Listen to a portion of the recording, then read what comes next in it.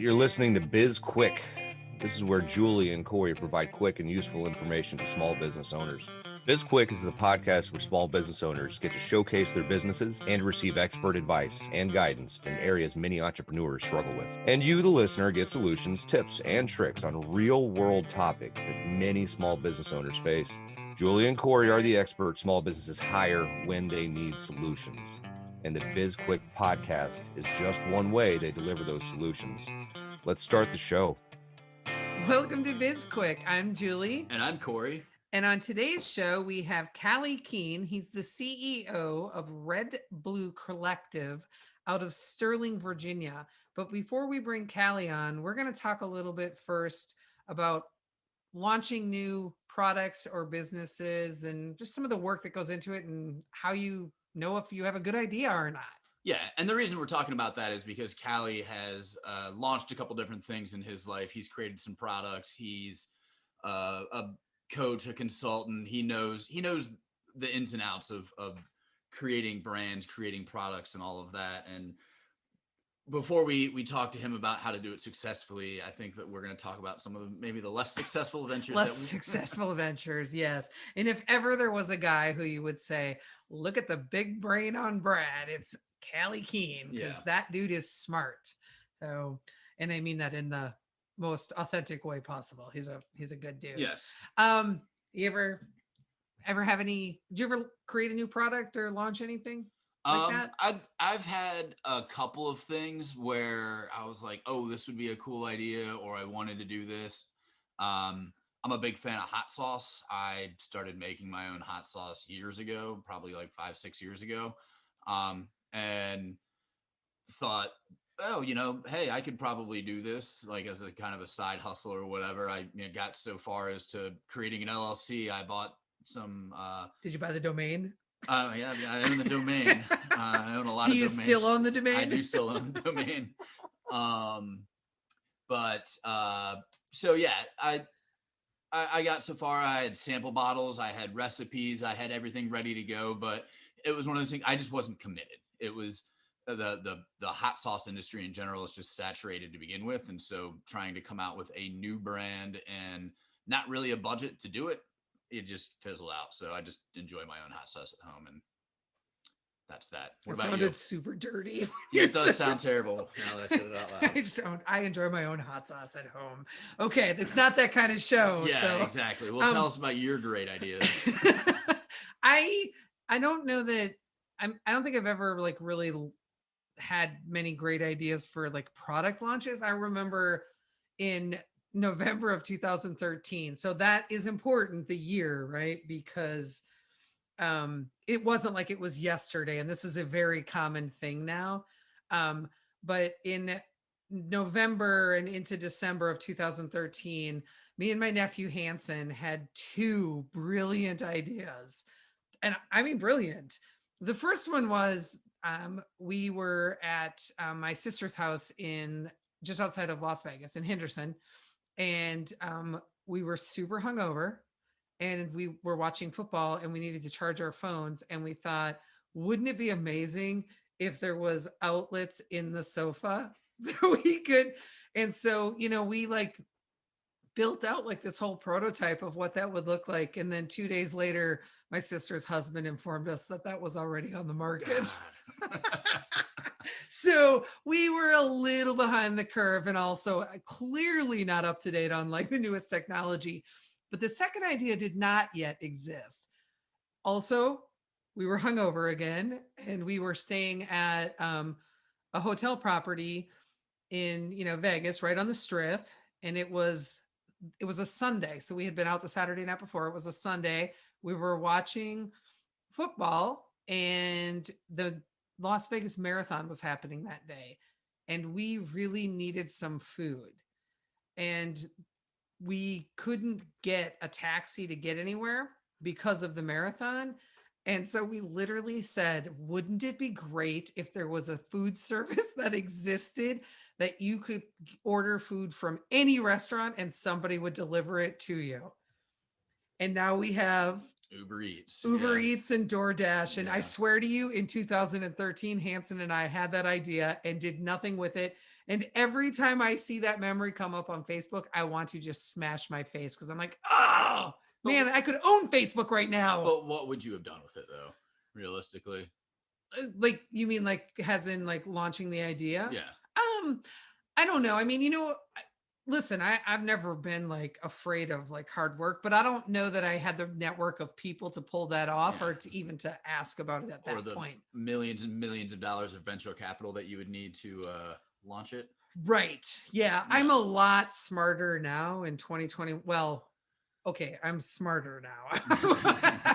And I know more people. Maybe that's it. My network is better now. There you go. My network is significantly better now. But yeah, we had that idea. And it's funny because there's a lot of things out there, and I'm sure everybody's had that idea where they're like, oh man, I thought about this back in whatever. But the fact that you thought about it doesn't make that unique. There are multiple people who obviously thought about that. Me, on the other hand, like I don't even want to research it because I feel like if I type it into a search engine, Google's going to steal my idea. You're probably not wrong, though. Yeah. I mean, just talking about ideas at this point is probably not a good idea. Although you don't have anything turned on your devices, so yeah. But I mean, the phone's probably still listening to you. It really is. Somebody's listening to this podcast. Here's to hoping.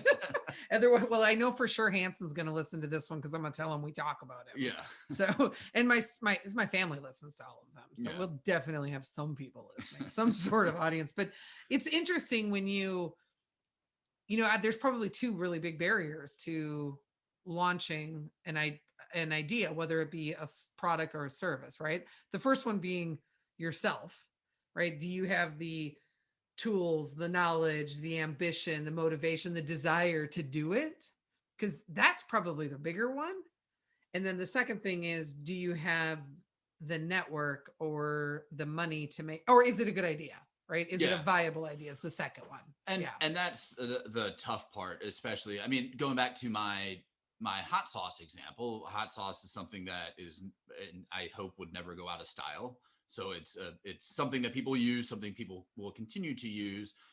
And if I was really passionate about it, I could have started selling at farmers markets and get into the local grocery stores around here and that type of stuff. But I wasn't into it. And I think that's what a lot of people are, like, their barrier is that, like you said, themselves. Like that this would be really cool, but I don't want to put any work into it. Let me type it into Google and see if they can just create it for me. Right. I mean, people are kind of lazy. Yeah. So that is true, but it's interesting because, I guess so many times, and we've had this conversation ourselves just about our own business, right? When we first started and about our book, right? Where everybody's like, oh, that's such a great idea. That's such a great idea. And we're like, are our friends and family just lying to us because they don't want to hurt our feelings? And so everybody kind of needs somebody that they can go to say, hey, I have this idea. Can you tell me if it's good? And that person actually be willing to tell them the hard truth of, dude, don't do it. That's a great point, especially when you're talking about somebody who's passionate about whatever it is that they're talking about. Oh, I've got this great idea and it's going to solve this problem or whatever. And you just have to look at them and say, I don't think that's a good idea.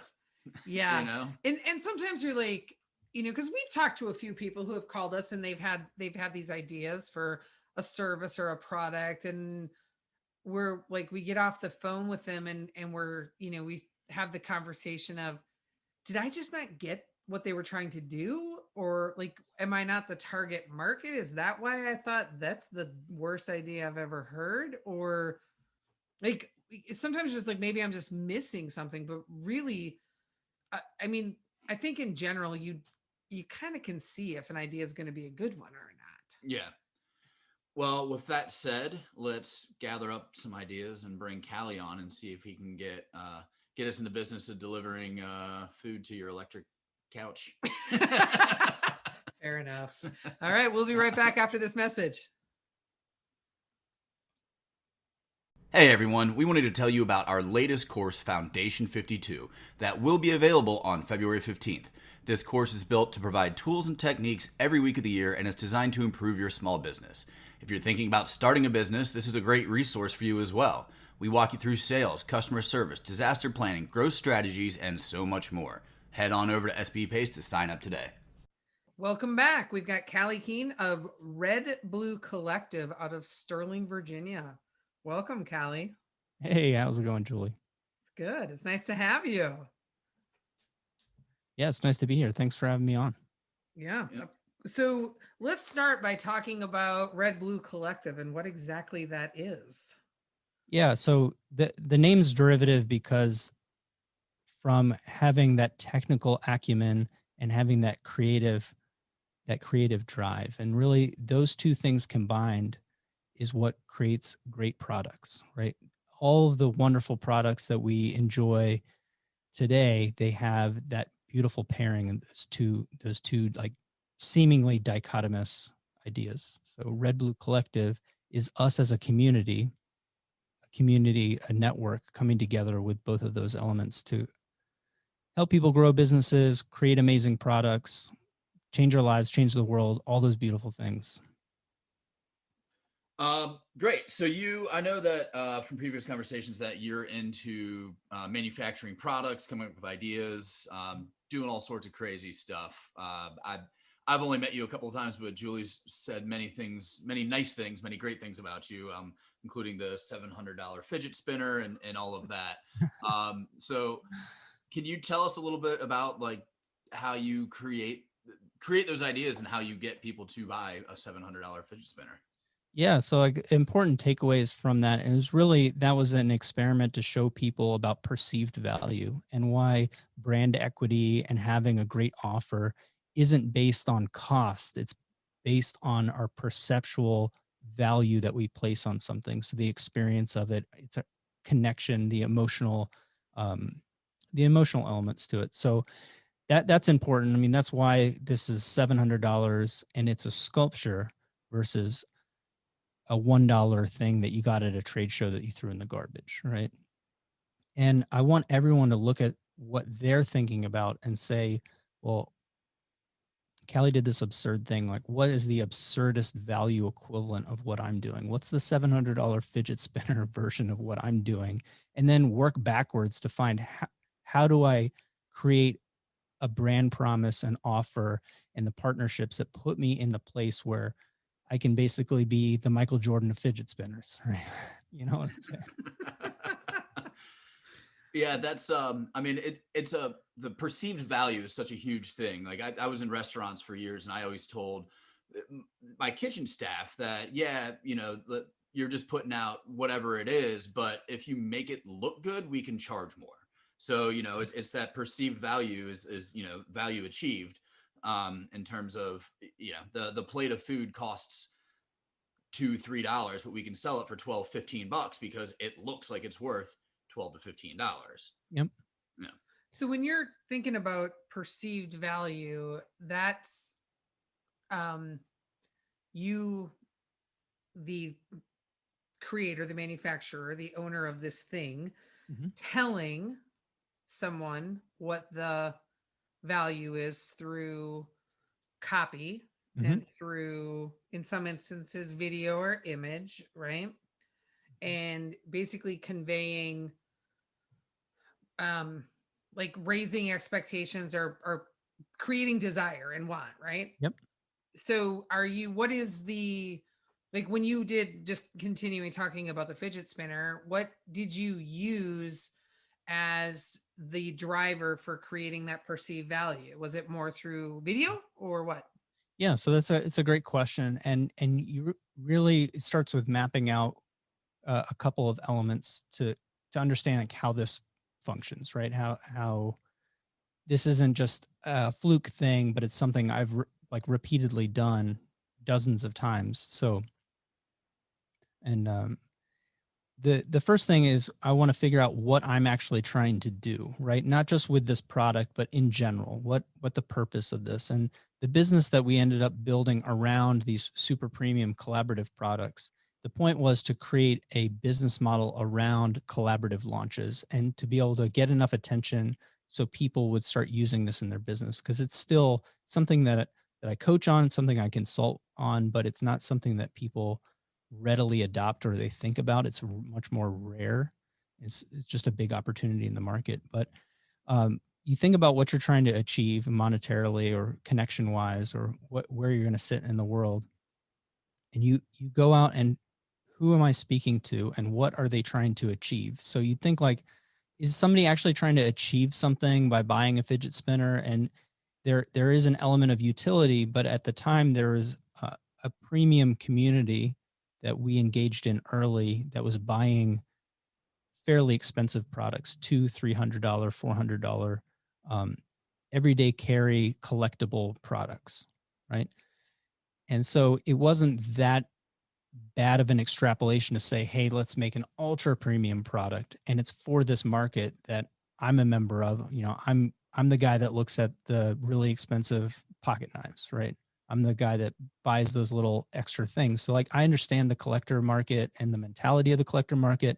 So I can authentically engage these people, and I know what their end goal is to beat back that scarcity and have belonging. We call them tribal totems. So like that's our tribe of people, and they collect these items as totems. And when we go out and talk to them, they have problems. And one of the problems in this is I'm a big fan. It's a friend of mine. He's a sculptor in Baltimore, so semi-local, and he makes really amazing CNC machined sculptures. He is in that world. He is Michael Jordan. So if I were to build a business, would it be better for me to have a basketball camp, or would it be better for me to have Michael Jordan's basketball camp? And so that's what I think about like this is who would change my business so it's almost a guaranteed success. So reaching out to people and say, hey, I'd like to create a product that's in this market and then build this partnership. That was easy, because when I looked out on the what people needed, they enjoyed his work, but it was unpurchasable because it's $10,000, $20,000, $30,000. And so instead of making the world's most expensive fidget spinner, essentially I was taking the value and transposing it and making a really cheap, affordable, pocket-sized version of one of Chris's sculptures. Wow. Okay. So that was my killer offer, is like, hey, you can be one of these very few people. We're making a limited edition of these. And, you know, of course, we did the surprise and delight thing. People got a special edition case that is laser cut, and it's all editioned, hand signed, you know, certificates of authenticity, all that other stuff. Those are surprise and delights. But what we did is we took people along the process, and I showed them from the sketches to the renders to going over to Chris's place, to Chris coming over to my place and machining the first ones. And then they're all made in an aerospace manufacturing facility right here. Well, it's where I am right now. And walking along the journey with everyone. So by the time that we released a little short video, this thing, and said, hey, it's open, boom, they sold out, right? We sold half of them like the first little tiny bit. And the only downside to that, and you saw this piece of content the other day, is that one time when I was traveling to China, like these got ripped off worldwide. I got sent a dozen different knockoffs of them. Of course, nobody that's going to buy a $15 version of this product is going to, you know, debate, should I get this authentic $700 thing or this $15 thing that's made out of plastic?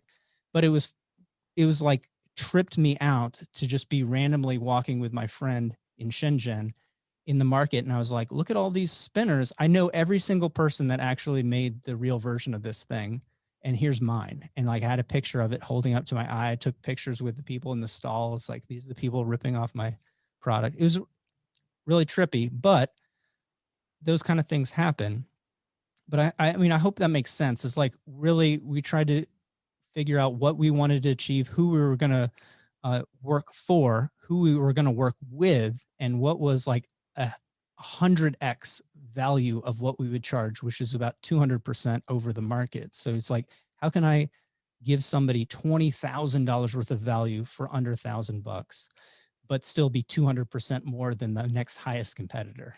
Yeah. Well, I mean, first off, it makes sense. And I got a lot of thoughts running through my head right now, and that's usually Corey that has a lot of thoughts running through his head. But it's almost like you sat down and what I kept thinking was begin with the end in mind, right? You knew where you wanted to land. You had a built-in audience with Chris's admirers and people that want to buy his stuff but are just priced out of the market. And I know a guy who you can get some really nice knives from. Really nice knives. So that's fascinating to me. And do you think that approach works with both product and service? And I'm curious how much of that same methodology you use in your new coaching that you're doing. Yeah. So to add another dimension to this is like that project came off of the tails of, I did a campaign called Start to Kickstarter, Launch in 20 Days. And I started with a clean sheet of paper, and I disclosed and walked people through my whole framework and showed them how I went from no product to live launch on Kickstarter in 20 days. Then we did the pre-orders. I showed them how, like, I came up with it, how I validated it, how we ran the ads for it, like how we did the landing page, like every single thing.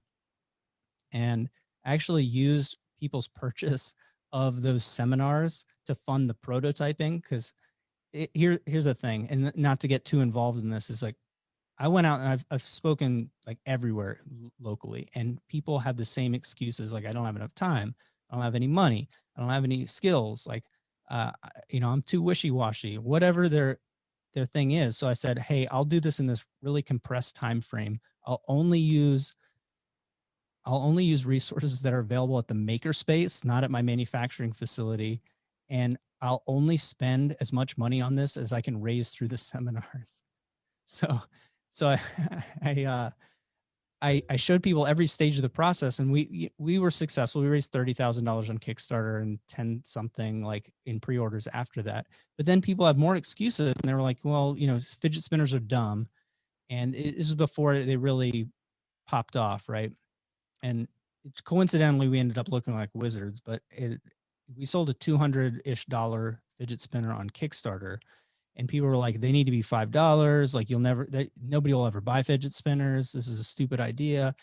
Like, how would you scale this? I'm like, I'm going to show you how to scale a niche product. So I actually did another series of seminars. So believe it or not, this whole thing with Chris, I told people what I was going to do, and I actually had speaking engagements showing them every step of the way, as well as putting it online. And I mean, I still get the same response from people, but I just like, there's not a whole lot I can do at this point, But to your point, yes, this is actually derived from my more successful B2G and B2B products that I sell. I sell really expensive server racks, so they're about 10 to 20 times the price of a normal server rack, but they solve $1 million or $1 billion problems, right? So they're inexpensive for what they do, but they're really, really expensive if you compare it to a server rack, because they're $800. That's a fidget spinner. I sell a shielded enclosure that happens to be in the form factor of a convenient server rack. So, but yeah, so I use the same technique, including like how we partner with people, how we make the offers, how we go to market, and that scales up to 7-8 figures in that. So to demonstrate this again, I am actually going to launch a new campaign and show people how you do this in 2021. We're not going to make a fidget spinner, so don't worry, Julie. It'll be a new product, new market. I'm excited. Whatever it is, I'm going to buy one. Yeah. So you have some ideas, but like, we're going to film the whole thing, because I've got Bobby now. I've got a videographer. We have the podcast. I have a lot more friends than in 2016, but I'm going to put it all out there and have people follow along. So we'll come up with some mechanism for people to follow and subscribe and do some kind of like, private live video and talk about it. But we're going to go from searching around, finding a product, figuring out how to validate it, which I spent a lot of time trying to be smart. Now I do things the dumb way. I just ask people what they need, pick some things, and then ask them if they like it. If enough people like it, I'll do it. So this is probably if 1,000 people say, "Hey, Callye, I would buy that," I think maybe 100 of them will follow through. So like it's worth doing, right? Sure. And I can make things complicated, but we're going to do things really, really simple so everyone can follow along. Like I'm not going to use any like super crazy techniques, but I'm just going to use my network. So my manufacturers, my marketing people, yeah, show people the whole process. And then when we're done, I'm going to get rid of the business. So you'll see how to come up with an idea, build it, sell it, launch it like crazy with influencers, and then sell your idea. So just get out of it. So that's what people want, right? Yeah, well, I think a lot of people out there have ideas, and that brings me to my next question, which is how do you tell somebody that their idea is not good? Yeah. So, the statistics for ideas are not so fantastic, right? You can look at what are the rate of commercialization in patents. So I kind of got a little bit of local fame because I was speaking at USPTO, and I said that if I ran the same business model as them, I'd be thrown in federal prison because they sell a dream that doesn't exist. They sell that a you have a monopoly on an idea, which is demonstrably not true. And monopoly is on ideas that have no value, have no value. So a million times zero is still zero, right? But like 96% of patents are not commercialized to the point where they pay back the patent cost, right? So that's the first aside. Universities, like I work with George Mason, work with JMU, a couple other universities, and you can literally go and say, hey, I'd love to have your research. Hey, Virginia Tech, I'd love to have some of your research.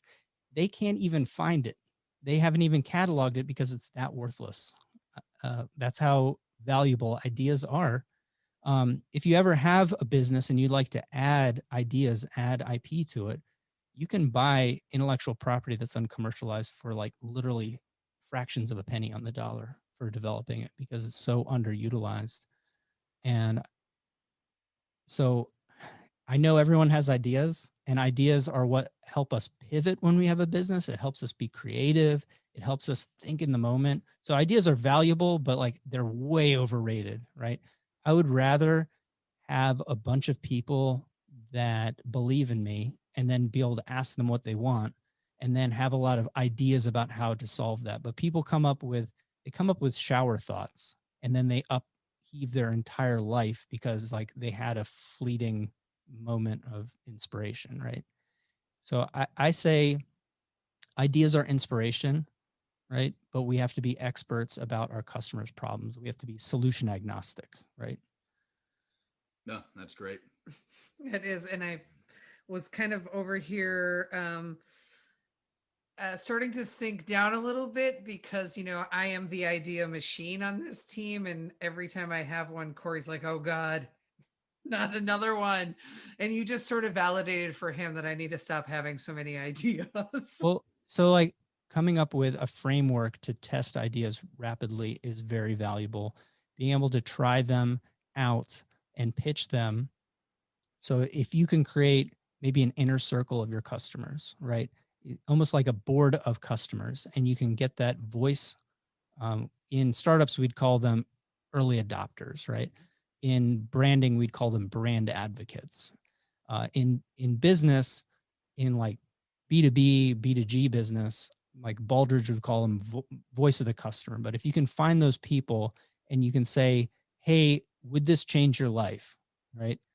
And people are looking for incremental ideas, which are great at improving your business. But if you're talking about improving somebody else's business, like that whole idea of Kaizen is not good enough, right? You're fighting nothing as your biggest competitor, getting people to change what they're doing. If they're already doing something that doesn't work, and then you're saying, hey, disrupt your life even more and try this thing that I had an idea doing, it better be really good, right? It better be good enough where they're like, I think I'll ruin my life if I don't jump on this right now. Right. Especially when you think about when you just were giving the example of, you know, having this running the seminars and people saying they want to do things or suggesting and then just never being able to pull the trigger, having every reason in the world. And we encounter that with our clients who are paying us, where they're like, well, I know I need to do that, but, and it's like, oh, man. They're like, well, that would work really well for a fitness product, but like I sell products to horse enthusiasts. I'm like, okay, but that has nothing to do with anything I'm talking about, right? Or this, I want to hire you because I'm tired of being so busy that I don't have time to do anything but work. And then I've got to cancel my weekly meeting with you because I'm too busy to have the meeting. That's a regular problem. You gotta find your fee in time. Yes. Did you say you got to find your fee and your time? You gotta find your fee in their time, right? What does that mean? Use so more like words. If you say, hey, you have to commit to me 3 hours a week, 1 hour for the phone call and 2 hours of follow-up on homework. Our immediate goal is for me to find 3 to 5 hours in your schedule. So I'm going to get you that, and then you're going to give me half of it. That's brilliant. So like for when I say, hey, my coaching is going to cost this much, hey, I'm going to give you a proposal and we'll make something work for your budget, or this is what it is generally per month. That's my goal, right? We've talked about this before, is find my fee. So I know that at least I'm going to talk to you for 1 hour, and in that hour, I'm going to give you something that will pay for my fee for the rest of the engagement, right? And then everything else is like, hey, man, I know you're paying for it, and we started using this strategy that it covers this month's cost. Maybe it covers the first 2 months' cost or whatever, but like, we've got to keep going. I got to keep finding my fee. So help me find my fee.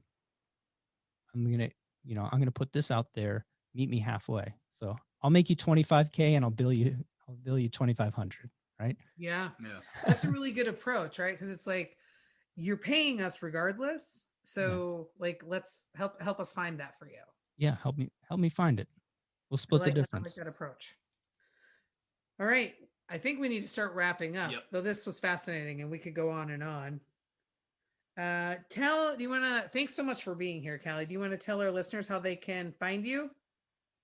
Yeah, well, I think we'll be using the End Hype podcast as a hub of a lot of the activities. You can find me on most platforms, and you can DM me if you have questions, and that's open for anybody. But check in with me on End Hype. We're going to have a lot of people coming on that are going to speak to this campaign, this new project that I have coming out, and so a lot of the content's going to be around why that works.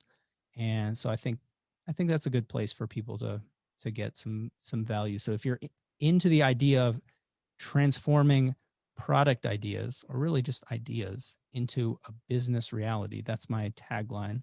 And if that sounds appealing to your audience, just come over to the podcast. Yeah, I can't wait to follow along. It's going to be really interesting. It'll be fun to watch. All right. Thank you. Thanks to our listeners. And we'll put all of Callye's information in the show notes. Yes. And you can connect with us on social media. We are on LinkedIn, Twitter, Instagram, and Facebook. You can reach us on our websites, sbpace.com and bizquickpodcast.com. While you're out there, subscribe to our podcast. Give us a like and a review. We love feedback. We do. And you can reach out about any topics that you might want us to cover, or if you want to be a guest on the podcast, head on over to bizquickpodcast.com. We got a simple form out there for you to fill out. We also have a #1 bestseller on Amazon. It is a book. It is called Seriously Now What? A Small Business Guide to Disaster Preparedness. And it has a digital workbook that goes along with it. I'm Julie. And I'm Corey. And this was BizQuik, helping small businesses across America.